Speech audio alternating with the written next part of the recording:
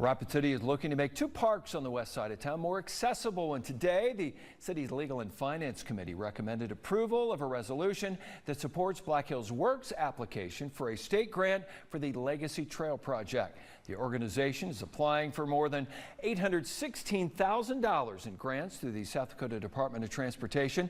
The city would provide a nearly $180,000 match to help cover the total project cost.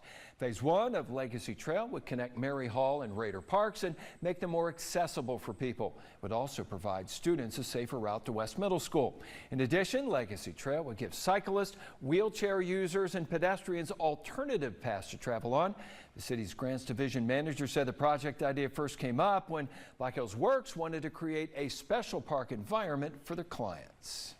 And as they were doing the work and looking into that, recognized that there was a desire from others in the community to look at how we could better connect this area. The resolution now heads to City Council for approval on Tuesday.